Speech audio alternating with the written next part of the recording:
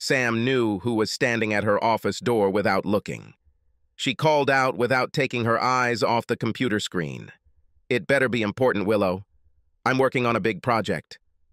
A slender young woman slipped into the office and stood patiently next to Samantha's desk until her boss deigned to look at her.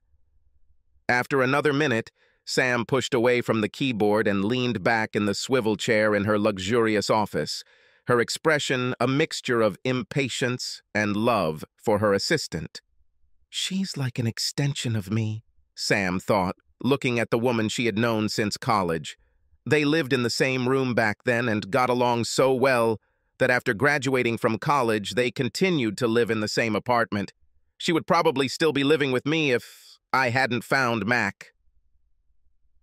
Sam met Mac McGraw 2 years after graduating from university and immediately decided that he would become her husband. Besides the fact that Mac was handsome and hard-working, everyone who knew him thought he was a truly good person. The young man did not immediately fall in love with the attractive and ambitious Samantha, and after he proposed to her, Sam left her longtime girlfriend and moved in with Mac. But Willow did not stand aside. They continued to hang out together so often that some of Mac's friends joked with him that he got 2 women for the price of 1. Sam and Willow remained close not only socially. When Sam got a promising job at a large public relations agency in New York, she immediately took Willow with her as an assistant. Her offer was not a charity. Willow was smart, diligent, and, most importantly, loyal to Sam, down to the last detail. As Sam moved up the organizational hierarchy, Willow moved along with her. Sam was smiling to herself now. There were those in the agency who disparagingly called Willow Sam's favorite. But Sam relied on her a lot, even if, from time to time, she abused her friend's loyalty. "Ooh, Sam?" Willow cleared her throat. "Oh, sorry, Willow. I was thinking about my project. What do you have for me?" Now her young assistant looked extremely worried. "Sorry, Sam. I just think you need to look at this." With these words, she handed Sam her smartphone and pointed to an icon unfamiliar to Sam. "What is this?" Willow shifted uncomfortably. "It's called eRendezvous. This is a new dating service that has recently received a lot of hype in the media." Sam raised her eyebrows. "What are you doing with the dating app? You never date anyone." "Well, that doesn't mean I wouldn't if the right guy came along." "So you've never used this app?" "I used it. I posted my profile there and looked at the profiles of the guys who responded, but I haven't met any of them yet." Seeing her boss's grin, Willow hurried to continue. "Actually, I think most of the guys here are married men, and I would never date any of them. And in general, some of them may be crazy. Haven't you read about all these women who have gone missing?" Sam shook her head amusedly. "You watch too many TV shows about true crimes." Then she shook her head knowingly. "Don't try to trick me, Willow. The real reason you don't want to date other guys is because you've had a crush on my husband ever since you met him." Willow blushed. "No, that's not true. And anyway, Mac doesn't show any interest in me. Don't be too sure about it. One day, when he was a little too drunk, he told me that if I hadn't fought him off, he would have tried to date you." Willow blushed again. "You're just teasing me, Sam. Mac never said that.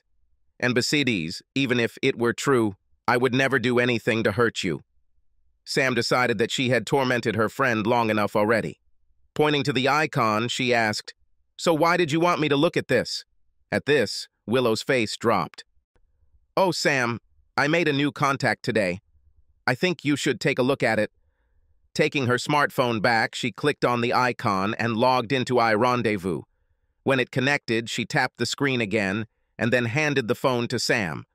Her friend saw the profile of a man who wanted to meet Willow. There was no photograph, only a short description, as well as some information about the man, his likes and dislikes. Sam glanced at the form and then looked at Willow, puzzled. "This doesn't tell me anything. Why would I date someone I can't even see?" "Well, that's the attraction. It's all a little mysterious, like a blind date, but you already know you're compatible, or at least, eRendezvous thinks you're compatible." The whole computer dating thing has become such a cliché that the element of surprise is what makes this new service appealing. Well, if you say so, then fine. But what's so special about this guy? Read the profile more carefully. Frowning her brows, Sam reread the profile. I still don't understand. It could be anyone. Look at his description, look at the college, look at the field he works in. Honestly, he sounds just like... Oh my God, he sounds like Mac. The description is similar to him. He went to the same college, and he works in the futures market. Just like Mac. Regrettably, Willow reached out and scrolled back to the top of the page. Look at his screen name. Sam winced. Mr. Nice Guy. That's what everyone calls Mac. Willow looked ready to cry. I'm sorry, Sam. I really am. I was so shocked when I saw it that I felt like I just had to show it to you. Sam looked at her friend with fury in her eyes. I won't stand for this. If Mac cheats on me, I have to take revenge on him. I know it looks suspicious, Sam, but I just can't believe Mac would cheat on you. He's crazy about you. I know it. Don't do anything irreversible, at least until you get more information. This could all just be one of those crazy coincidences. Sam took a deep breath to compose herself. You're right, Willow. I won't make any accusations until I know more. But I promise you that I will not ignore this. No one deceives me and gets away with it. Sam was still fuming when she returned home that evening, but she hid her emotions well from her husband. While they ate and rested after dinner, she listened carefully to see if there were any false notes in his conversation, but he seemed completely normal in all respects. Either he's innocent, or my Mr. Nice Guy is very level-headed.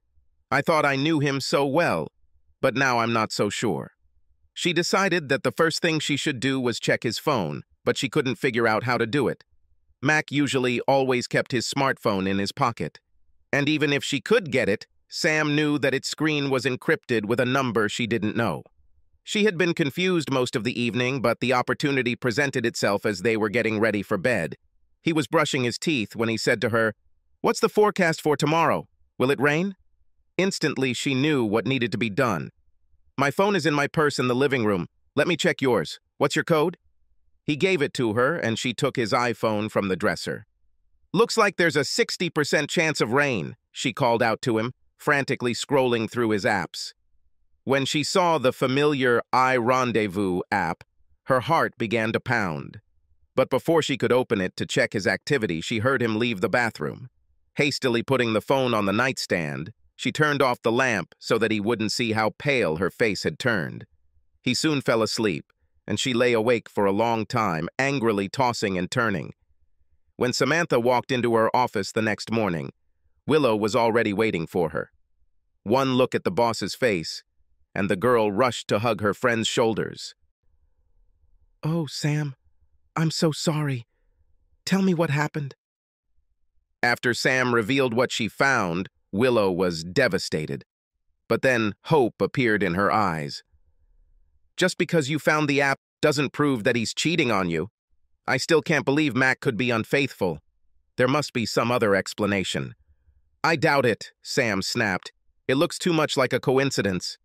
But I figured out how to catch him red-handed so that there would be no doubt. When Willow looked at her expectantly, Sam said triumphantly, "I'm gonna go catfishing." "What? What are you talking about?" "You know, catching catfish with live bait. That's what it's called when you create a fake online identity to hook someone. I'm going to join iRendezvous and create a personality that will surely attract Mac. If he takes the bait, as I think he will, I'll make an appointment, and when he shows up, he won't have the chance to lie. Wow, I think this will work, but it seems pretty mean." "Exactly. Now show me how to sign up for the service, and then give me some time to create a profile that is sure to attract him." An hour later, Sam called Willow into her office and handed her a piece of paper. "That's what I came up with. You know Mac well. Do you think he'll be attracted to this?" Willow glanced at the profile. "Miss Unforgettable? Is that what you call yourself?" Sam grinned wolfishly. If I catch Mac like this, I guarantee you he'll never forget what happens to him. Shaking her head, Willow looked back at the newspaper. Married, but not attached. Looking for adventure rather than relationships. She looked at her boss. You really have screwed up too much. I know. It's perfect. Hey, it says here that you are 24 years old. You are 34, like me. Sam shook her head at her assistant. Everyone lies in such cases. Besides, I still look at least 10 years younger. Well, if Mac is really looking for a no-strings-attached affair with his bored wife, this should appeal to him. She shook her head sadly, heading towards the door. I just hope that's not the case. Returning from lunch, Willow stopped at Samantha's office door. Well, did you do it? Do you have any bites? Sam rolled her eyes in disgust. Oh yes, I received a ton of responses. But they are all from creepy guys who I wouldn't touch even 3 meters away. There wasn't even a peep from Mr. Nice Guy. This is what you want, isn't it? Not if it doesn't bring me closer to solving Mac problems. But honestly, I'm starting to doubt this little scheme. But 3 hours later, Willow looked up to see Sam leaning against the wall of her office, a wide grin on her face. I caught him. Mr. Nice Guy just took my bait. We're going to meet tomorrow after work for a drink. Sadness mixed with worry clouded Willow's usually cheerful features. I still can't believe Mac would do something like that, she said, more to herself than to Sam. She then looked up at her boss. If it's really a Mac, will you be okay? Don't worry about me, girl. Worry about Mac. It is he who will suffer when he realizes that I know everything. When Sam drove home to their apartment that evening, she found it difficult to control her rapidly changing emotions. At first, she was happy that her catfishing expedition had ended successfully. However, her glee soon turned to nervousness at the thought of having to deal with Mac that evening. But the thought of him cheating on her fueled the fire of her anger, and she grimly told herself to be strong and act normal. I have to act normal for one more day. I can handle it. When she entered the apartment, Mac greeted her with a warm kiss. She smiled bravely and answered him, hiding her vengeful thoughts behind a facade of normality. Indeed, everything about their evening went well, but when they were getting ready for bed, she could not resist a little harassment. Oh, Mac, I forgot to mention that tomorrow I'll be a little late getting home. After work, I have a meeting with a client. Okay, baby, no problem. What about you? Do you have any plans? Nope, just everything the same and everything the same. She nodded, but when the light went out, she lay there cursing him for being able to lie so easily. The next morning, Willow was surprised to see her boss in an outfit more suitable for a nightclub than the office. The low neckline was so revealing that it seemed completely inappropriate to Willow for a business setting. In response to her assistant's raised eyebrows, Samantha laughed unpleasantly. I want Mac to take a good look at what he's going to be missing.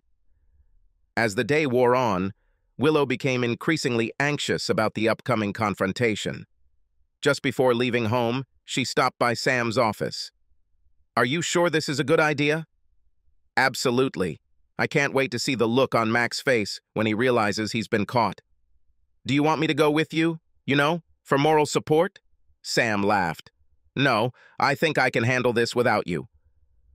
A few minutes before 6:30, Sam walked into Massimo's, the lounge where she and Mr. Nice Guy had agreed to meet. The place was not crowded, and it took her only a short time to look around the room and determine that Mac had not yet arrived. She took a table near the back and ordered a Manhattan from the waitress to calm her nerves. She had almost finished her drink when a man's voice from behind startled her. You truly live up to your name. You are truly unforgettable. She turned around and saw a tall, slender man whom she had never met before. He had dark, almost black, curly hair, a well-shaped face, covered with a short, stylish beard. She stared at him silently. He is the most handsome man I have ever met in my life. Sorry if I scared you, the man said in his deep baritone voice. He pulled a chair over to the other side of her table and sat down just as the waitress returned. Do you drink Manhattan? He asked, and when she nodded, he said to the waitress, Pour it for the lady, and for me too. He raised one eyebrow and gave her an inquisitive smile. Suddenly she realized that she was still silent. "Oh, sorry," she apologized. "You're just not who I expected to see." Now his smile widened. "I feel the same. You are much more beautiful than I expected." She blushed and smiled gratefully at his compliment. While the waitress brought drinks, he began to have a pleasant, light conversation.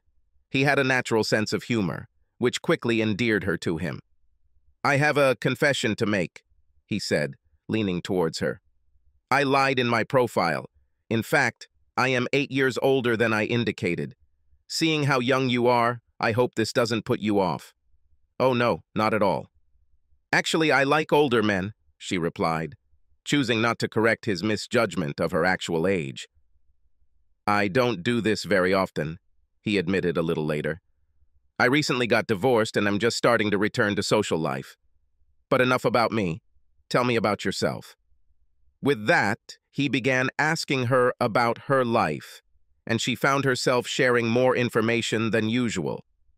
As they chatted, he told her stories of his travels and humorous experiences, which fascinated and amused her.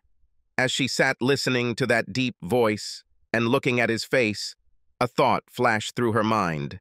"This is similar to what it was like when I was single and dating." She immediately scolded herself for such inappropriate thoughts, but immediately burst out laughing at his next remark and forgot herself again. After a while, he gave her a seductive smile and asked, "There is a good restaurant nearby. Would you like to have dinner with me?" "God, what time is it?" She quickly glanced at her watch and was surprised to see how late it was already. "I would really like to," she told him, "but it's time for me to go home." She reluctantly stood up to leave, and he did so politely as well.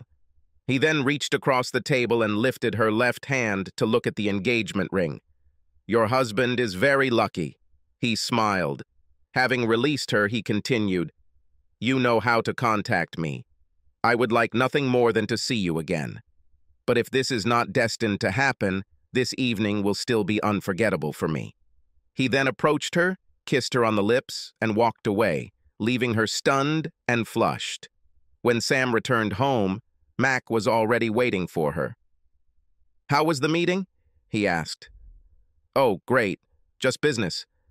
Mac warmed up a plate of dinner for her, and while she ate, he sat with her and talked about his day. She seemed lost in thought to him, and he wondered if something had happened. But after they loaded the dishwasher, she suddenly hugged him and pulled him close. "Come on, husband," she gasped. "I need you to take me to bed now." Mac chuckled. "If washing dishes affects you like that, then we will have the cleanest dishes in town." With these words, he picked her up and carried her back to the bedroom, kissing her passionately as he went. Finding herself there, she took off her clothes before he could help her, and when he was too slow to take off his, she pounced on him and quickly finished the job. He began to kiss and caress her, but she shook her head impatiently. "No, don't." With these words, she pulled him towards her, and although he complied with energy and enthusiasm, she discovered that something was wrong. She usually enjoyed sex with Mac, but this time it seemed like everything he did was so familiar, so predictable. Afterwards, as he lay hugging her, she felt a surge of anger. "What the hell is wrong with me?" The next morning, Willow was waiting in Sam's office when she arrived. "So, what happened?" she asked anxiously. "Was it a Mac?" Sam shook her head. "No, Willow, it wasn't him." "Oh, thank God. I just knew he wouldn't do anything like that." Sam couldn't help but smile at Willow's obvious relief. When her pulse returned to normal, Willow tilted her head curiously. "So what happened? You must have been terribly embarrassed and ashamed." Sam's smile grew even wider now. "No, girl, it wasn't awkward at all. In fact, it was a delightful meeting." Willow's confusion was obvious. "So you didn't leave right away?" "No, I stayed there and had a couple of cocktails with him." "Why?" "Well, to be honest, he was the most handsome man I've ever met. Not only that, but he proved to be a fascinating conversationalist. He was witty and interesting, and I thoroughly enjoyed our conversation." "Is it true?" Oh yeah, I haven't had this much fun for a long time. Wait a minute, Sam, you tried to catch your husband cheating. You don't have to start anything yourself. Sam shook her head smugly. Of course not. I would never do anything like that. It was just one of those random events that worked out well for both of us. Nothing will happen. Well, I hope not.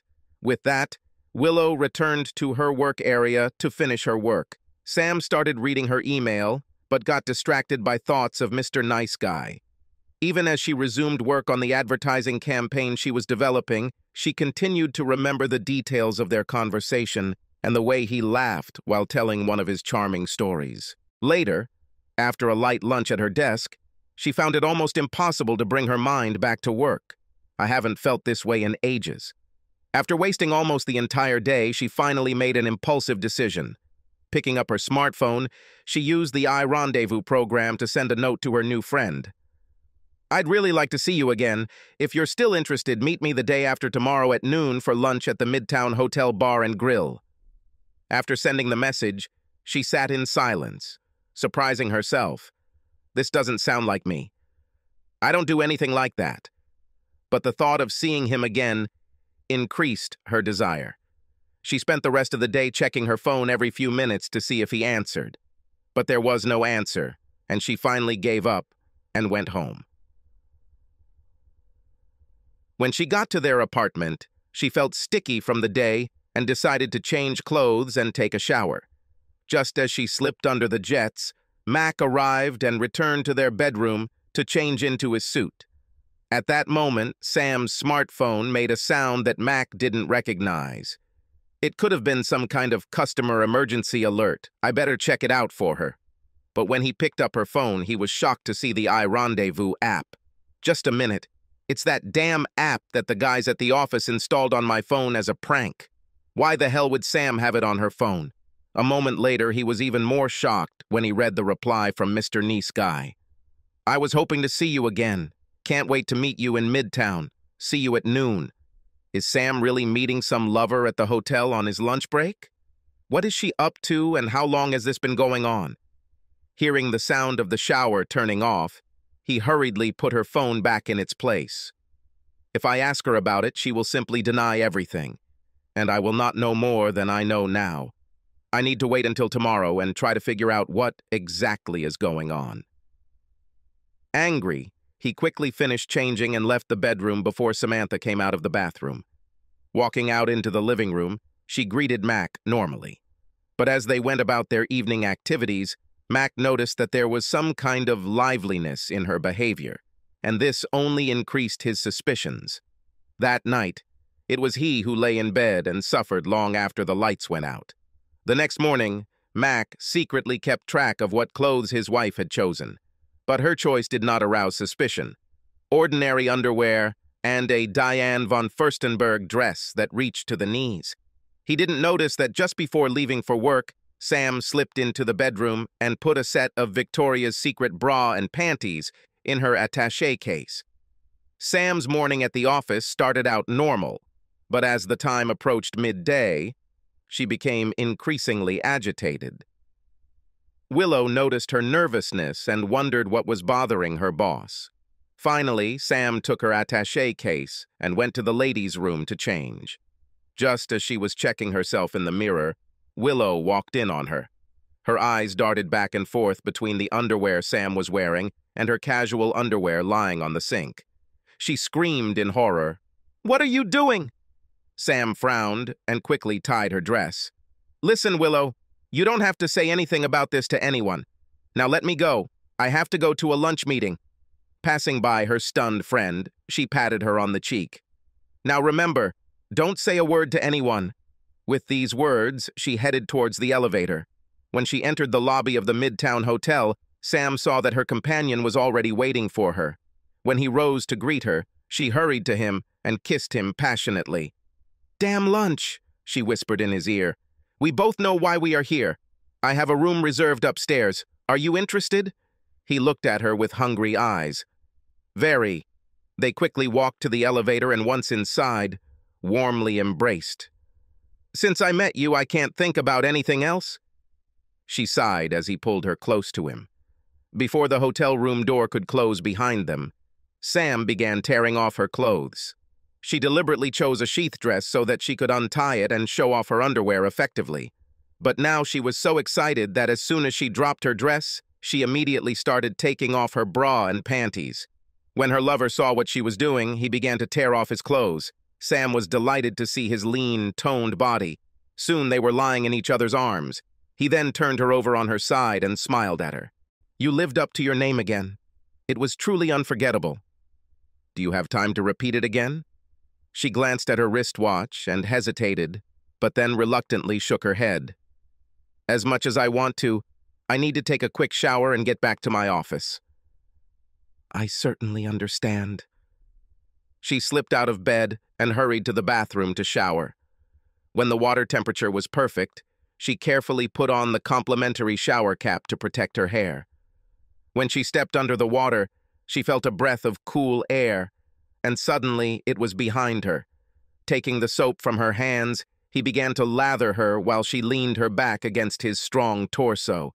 She quickly jumped out of the shower, dried quickly, and then put on her clothes, not forgetting to put on her regular underwear. Finally, she hurried to him to kiss him again. "It was amazing, but I have to go." But before she could leave, he caught her hand. Looking into her eyes, he said intently, "I want to see you again. Very soon. And this time, I want to spend the whole night with you. You won't believe what I can do when I have more time." She nodded enthusiastically and then hurried out the door. As the taxi reached her office, she looked into the distance. Then she remembered his parting words, and the thought of a whole night with him sent a shiver of electricity running down her spine and right between her thighs. "Oh my God!" Returning to the office, she languidly sank into a chair, enjoying the memories and sensations of her body. When she looked up, Willow was looking at her in horror from the doorway. "You did it, didn't you? You look the same as you did after your date with Mac." She shook her head sadly. "I can't believe you're risking your marriage like that. If Mac found out, it would kill him." Sam looked away awkwardly, but then her expression returned to normal. "Listen, I'm dying of hunger. Be smart and run downstairs and get me a sandwich." She then turned to her computer to check her email. She didn't see how Willow tensed, and she didn't notice how she reluctantly turned to do the boss's bidding. Meanwhile, Mac was thoroughly upset. He planned to be at the Midtown Hotel at noon to see if Sam would actually show up. But just as he was about to leave the office, his boss called and demanded an analysis of the company's trading operations for the previous month. While the meeting was going on, lunch was brought to the manager, and by the time the meeting ended, it was already too late. Returning to his desk, he thought about calling Sam, but quickly dismissed the thought. What will it give? She will either deny everything or give me some explanation that I cannot easily verify. And if she cheats on me, then confronting her will make her even more cautious. Damn, what should I do now? This is killing me. I can't just sit here and pretend nothing is happening. Finally, in desperation, he picked up the phone and called Willow. "Oh, Mac, good to hear from you. How are you?" "Not too good, to be honest." "Willow, could you tell me what my wife did?" She hesitated, and then he heard tears in her voice. "Oh, Mac, you know how dear you both are to me. Please don't make me say anything." Mac sat back in his chair in shock, knowing full well what her refusal meant. At the same time, he realized how painful the situation must be for Willow. "It's okay. You don't need to tell me. I know how devoted you are to Sam. I'm just sorry you found yourself in the middle of this mess. Thank you for your understanding, Mac. And Mac, I've always been loyal to you too." He hung up and sat there, rubbing his forehead with his fingers. "So what now? I still don't know what exactly is going on." In the end, he decided to work late that evening to avoid running into Sam. Damn, I need something serious to stand up to her. I have to think of something. The next day at work, Sam was meeting with a client when she heard her smartphone emit the telltale tone of an incoming message. She waited impatiently until the end of the meeting and, as soon as the client left, she took out her phone. The message, as she had hoped, was from Mr. Nice Guy. "Last day was incredible. I want to meet you again, this time for one night. I promise you an unforgettable experience." Having finished reading the note, Sam began to tremble with excitement. She quickly checked her calendar, then typed out a response with impatient fingers. "Let's try it on Friday. I'll see what I can do and let you know." When she saw the thumbs up emoji appear, she immediately called Mac. "Look, honey, I hope we don't have any plans for the weekend. Looks like I'll have to drive to Albany on Friday night to meet with a potential client on Saturday morning. This is all very secret. I can't say his name, but someone out there is considering running for governor. In any case, he wants to meet at an odd time so that others don't find out. I'll just take the Amtrak train at 5:45 on Friday night and get home late Saturday night." In his heightened anxiety, Mac was immediately suspicious of Sam's sudden and mysterious meeting, but could not come up with any reasonable objections. "But when she returns, we will sit down and discuss everything. I can't live like this anymore." When Sam hung up the phone with a triumphant smile, she looked up and saw Willow looking at her from the doorway. "You don't have any meetings in Albany. What's going on, Sam?" she demanded angrily. Sam flinched for a moment at Willow's tone, then shrugged. "You're right. I don't have any meetings. I just need a chance to spend some more time with this guy." She called her friend closer. "There's something about him that turns me on in a way I've never experienced. I just want one more long, uninterrupted chance to experience this with him. Then it will all be over, and everything will return to normal. Can you understand this?" "No, I cannot. This isn't like you, Sam." Sam shook her head irritably. "Listen, for me, this is a special pleasure, like an extra portion of dessert. Sometimes, everyone needs to pamper themselves. You should try it yourself." Willow looked at her friend incredulously. Then she turned and left without saying a word. Sam rolled her eyes, then picked up her smartphone again and typed another message. "Everything is ready. I'll leave tomorrow after work. Hubby doesn't expect me home until noon on Saturday." A few moments later, the Rendezvous signal sounded again. "Great. I'll send a car for you at 6:1 at your office. Wear something unforgettable." Sam shuddered again. It was a tense Thursday night at McGraw's apartment. Mac asked her about the trip to Albany, but Sam stubbornly continued to talk about the mysterious politician. "Why are you interrogating me like that?" she demanded. "You know how secretive politicians can be. Don't be so nosy." Mac ground his teeth in frustration. If I ask her about the iRendezvous app on her phone, she'll no doubt come up with some explanation that I can't refute. I can't broach the subject with Willow because Willow never told me anything, and Sam will just deny everything. I think I'll have to hire a detective to try to get to the bottom of this." He fell into sullen silence, and Sam, grateful for the respite, kept her distance. The next morning, Sam packed an overnight bag to take to work. She was careful not to let Mac see what she put in there and kept the bag with her until it was time to leave for work. Willow was watching the door from the office lobby, and when Sam enters carrying her overnight bag, Willow hurried after her. "Please, Sam, don't do this. Mac loves you. He doesn't deserve to be treated this way. Look, if you back off now, I'm sure you can repair the damage done to your marriage. Even if Mac finds out, at least you can tell him it was just a one-time mistake. Please, Sam, please." Sam frowned in irritation. "We've already had this conversation, Willow. I'm just having a little adventure. I'm going to go have fun, and I'm not going to hurt anyone. Besides, after this weekend, it will all be over. I'll go back to Mac and be the most loving wife in the world. You'll see. Now leave me alone and let me finish my job." Willow stood silently and looked at her friend. She then turned and walked back to her booth, wiping away a tear. Late that evening, Sam grabbed her overnight bag and went to the women's restroom. Making sure that no one else was there, she quickly took off her business suit and underwear and put on the dress she had bought especially for this adventure. It was black, form-fitting, with a zipper running down the front, from the bust to the short hem. The obvious fact that she wasn't wearing any bra or panties made it the sluttiest outfit she'd ever worn. "This is perfect," she triumphed. As she walked back to her office, she passed Willow, who gasped at the sight of her friend's transformation. Sam grinned at her.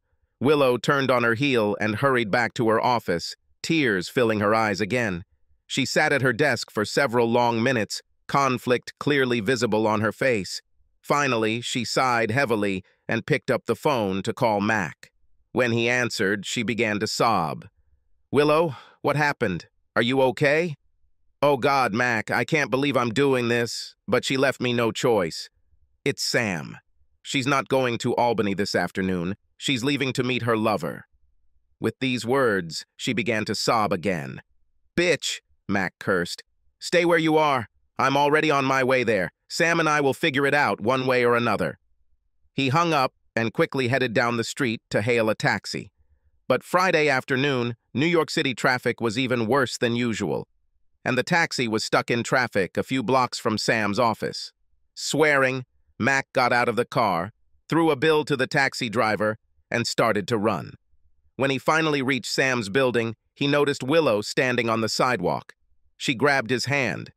"She just got in that car!" she shouted, pointing at a black Lincoln Town car pulling away from the curb. Cursing, Mac looked around and noticed another taxi that had just dropped off its passenger. He jumped into the open door and urgently ordered the taxi driver to follow the Lincoln. "Are you some kind of cop?" the taxi driver asked warily. Mac took a $100 bill from his wallet and stuck it into the money slot in the kagi. "No, but I am a person who is willing to pay well for a taxi that will help me." The taxi driver looked at the bill and turned back to Mac. "Good enough for me, mister. Buckle up." But before he could pull away from the curb, another door swung open and Willow flew inside. "What are you doing?" Mac asked incredulously. "I don't know, Mac, but I have to go with you." The taxi driver turned around in despair.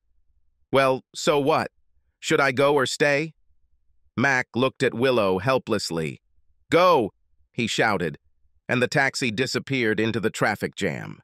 When Sam walked out of the lobby, she immediately noticed a town car pulled up to the side of the road. The driver, in uniform and cap, quickly got out of the car and politely opened the back door for her. Wow, he does everything well. She settled into the leather seat, and they drove in silence until they passed the first traffic light. The driver suddenly took off his cap and turned to her. "My God, it's you!" she exclaimed in amazement as Mr. Nice Guy smiled back at her, pleased with his little surprise. "It's amazing," she exclaimed. "You're just full of surprises." He chuckled and turned to continue driving when a horn sounded behind them. "Where are we going?" she asked after a few minutes. "We're heading to my place on Long Island," he said, looking at her in the mirror. "Just sit back and enjoy the ride. Oh, and to help you with this, I even prepared a Manhattan for you. You will find it in the refrigerator." Delighted, Sam enjoyed a cocktail and sat back, watching the traffic lights flow by. By the time they passed the Triborough Bridge, she found herself beginning to feel drowsy and soon fell asleep. The driver looked back at her in the rearview mirror and smiled. The taxi with Mac and Willow followed the Lincoln with great difficulty. Several times they almost caught up with them at a traffic light, but the taxi driver passed the intersection late, earning angry horns from other cars. As the taxi drove through the darkening streets, Willow told Mac everything that had happened. "I tried to talk her out of it," she told him apologetically, "but she just wouldn't listen." Then a worried expression appeared on the slender girl's face. "What are you going to do if we catch up with them, Mac?" He smiled darkly at her. "Don't worry, Willow. I'm not going to shoot anyone. What I want to do is catch them together, so there is no denial. If I'm lucky, I might even be able to take some candid photos with my phone." Suddenly, the taxi turned off the highway, and Mac looked around in confusion. "Where are we?" "We're in Queens," the driver told him. "The Lincoln is still ahead, but it's off the main road, and I have no idea where they're going." The yellow taxi drove through the residential streets, trying to stay close enough to follow the big Lincoln, but not so close that they would be noticed. Suddenly, up ahead, they saw the town car turn sharply off the street and into the driveway of a large house-like structure.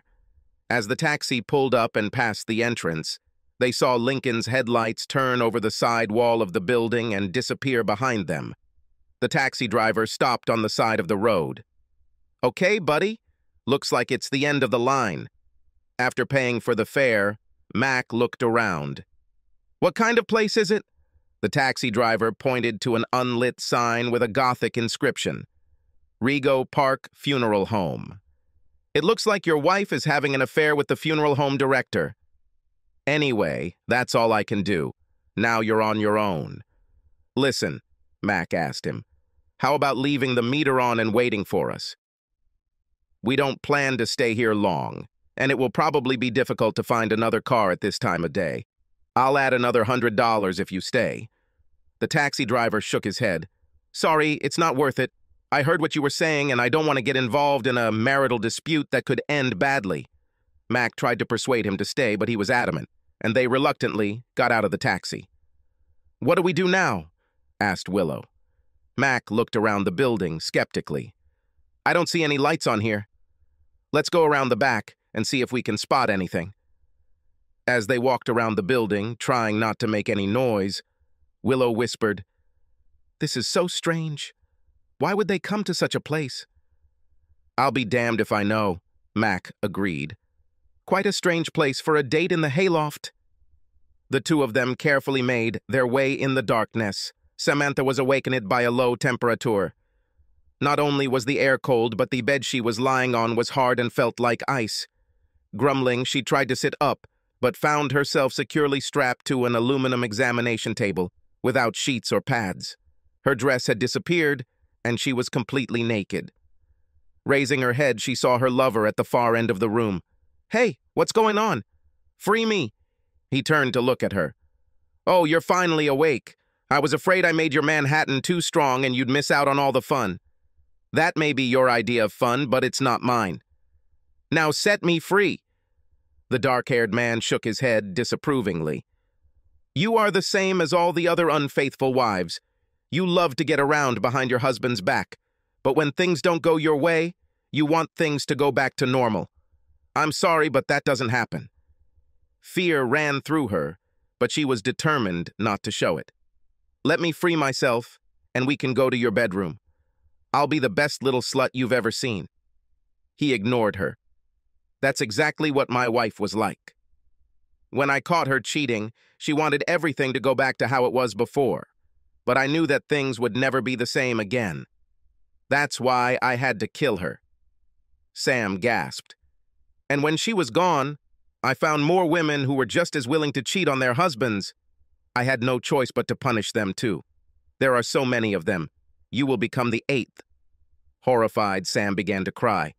"Please, if you let me go, I promise I won't tell anyone. Just let me go and I'll forget this even happened. I'm afraid I can't do that, my dear Miss Unforgettable. It'll ruin all the fun for me.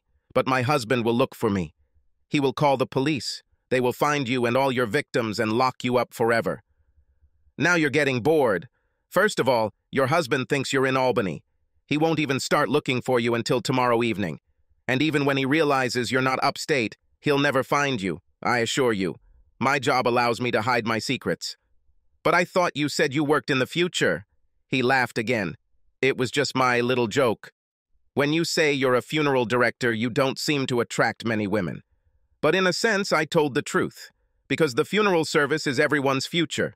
Of course, people like you don't have a very long future when they meet me." As he spoke, she saw him putting on a disposable biohazard suit. "What are you doing?" she asked fearfully. "I'm afraid that in a minute everything will become terribly dirty." Mac and Willow noticed light coming from the basement windows and carefully made their way through a row of bushes planted near the building. When they got close enough to look through the window, Mac gasped loudly when he saw Sam tied up on the examination table. "What kind of perverted sex is she into?" he asked in amazement. "No wonder I couldn't satisfy her." He took out his phone and started taking pictures. At that moment, Willow grabbed his hand and pointed to the other side of the room. "Look, over there. This must be the man she was dating." Mac turned his head and looked at Willow in confusion. "Why is he wearing this protective suit if they are going to have sex? Is there something wrong?" At that moment, the man picked up a saw. Willow screamed in horror. "He's not going to have sex with her. He's going to kill her." Mac looked around desperately and noticed a half-filled trash can leaning against the wall. "Move away, Willow," he shouted. He then grabbed a trash can, swung it, and smashed it against the basement window. Knocking out shards of glass, he made his way through the broken window frame. But as he tried to climb down, a piece of glass caught on his jacket, causing him to fall to the floor and sprain his ankle. He lay awkwardly, holding his injured ankle and cursing. "Who are you?" the funeral director cried out in surprise. "I'm her husband," Mac shouted back from the floor. The man laughed. "Then get out of here. I'm doing you a favor by ridding you of this traitor. She may be a traitor, but she is still my wife. Now get away from her." The man grinned contemptuously. "You must be one of those perverts who likes to watch his wife having fun with other men. Looks like I'll have to get rid of you too." "No!" a female voice shouted, and Willow went down into the basement with a light jump. "Don't go near him!" she shouted, rushing to get between Mac and the man with the bone saw. In desperation, Willow kicked, hitting the maniac in the kneecap. Losing his balance, he sprawled awkwardly on the floor, his throat caught on an aching bone saw. For a moment, everyone stared at this scene in stunned silence. Mac then shouted, "Quickly, Willow, call the police! This is not necessary!" A voice came from the window, and raising their heads, they saw a taxi driver looking into the room. He shrugged. "Hey, I couldn't leave without finding out how it all ended. In any case, I already called the police. They should be here any minute." At that moment, the howl of sirens came through the broken window. "And that's pretty much all I know about what happened," Mac told the police detective. "You will have to talk to my wife to find out the rest of the details. Tell me, where is she?" "We took her to the hospital so they could check her just in case. The policewoman who went with her called recently. They found a lot of Rohypnol in her blood, so they want to keep her overnight just to make sure she's okay." The husband nodded. "So, who was this maniac anyway?" "He was on our list of suspects for a long time because his name came up in connection with some other wives who disappeared. But we never followed him because we never found any bodies. In fact, they are still listed as missing in our records.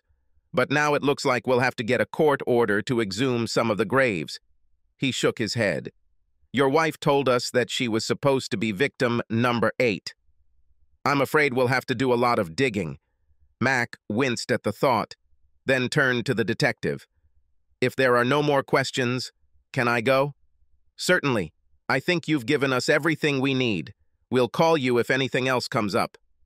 As Mac was leaving the interrogation room, he spotted Willow in the hallway. "Hey, wait!" he shouted, hurrying towards her. She reluctantly stopped, lowering her eyes. "Where are you going?" he asked. She shrugged. "I was hoping to sneak away before you finished." "Why did you want to avoid me? I destroyed your marriage. Moreover, I betrayed my best friend. I thought that you probably never wanted to see me again." He lifted her face to look into her eyes. "You know that you probably saved my life there in the morgue. I was just clumsy as always. It was just an accident." He ignored her. "You called me to warn me about Sam. I know, and after everything she did for me, I will never forgive myself for this."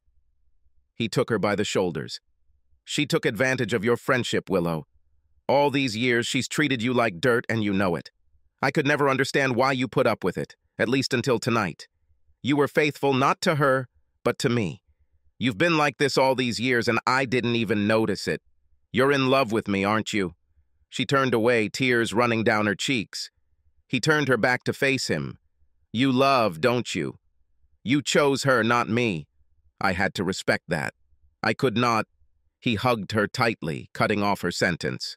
After a long minute, he pulled her away to arm's length.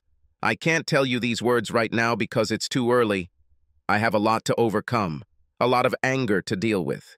But you stayed with me for so long. Do you think you can last with me a little longer?" She looked at him with shining eyes. "You don't even have to ask."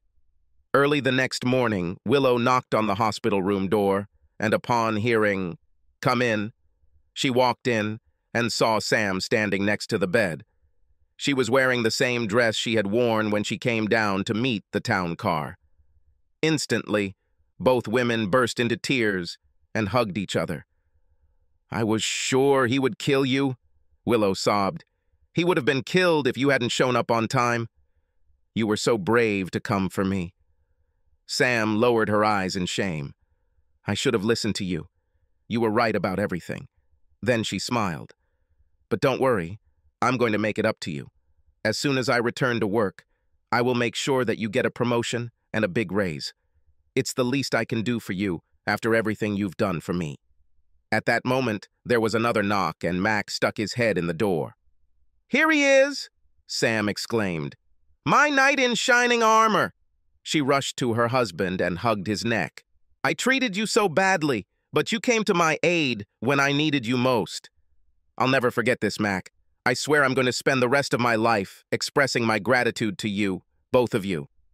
Mac looked at her without expression. You can start by getting rid of the iRendezvous app on your smartphone. What? Oh, of course, of course. I never want to see that damn thing again. She pulled away and picked up her overnight bag. Can we go? The three of them silently descended the hospital elevator and went outside. The husband walked up to the waiting taxi and opened the door for her. Sam slid inside and then looked fearfully at her husband, who had closed the door behind her. Rolling down the window, she asked, Wait, aren't you going? Mac shook his head. No, I'm going home. But that's where I'm going. He shook his head. You have a new home now. I rented you one of those extended stay places near LaGuardia. I even paid for the first month. This should give you time to decide what you want to do and where to go. But I don't want to live there. I want to go home. You no longer have this opportunity. You made your choice when you met your lover. But you saved me from him. That means you still love me. This doesn't mean I want to be married to you. The wife turned her tear-stained face to Willow. I don't want to hang around in Queens. Can I stay with you for a while until Mac and I sort things out? I don't think so, Sam. But we will work together. It will be as great as it was back in college. And don't forget about your promotion and salary increase. First thing Monday morning, I will submit my resignation from the agency. Headhunters from other PR agencies have been contacting me for quite some time. I decided it would be best if I accepted one of their offers. Sorry, ma'am, the taxi driver interrupted. But if I don't leave right now, I'll be fined. With these words, he drove away from the side of the road. Heartbroken, Sam turned to look behind her and saw the two walking away holding hands. Subscribe to our channel so that your second chaff doesn't cheat on you, and go ahead and listen to the next story, because this story is nothing compared to the next one. If you're under 18, don't even think about listening to the next one.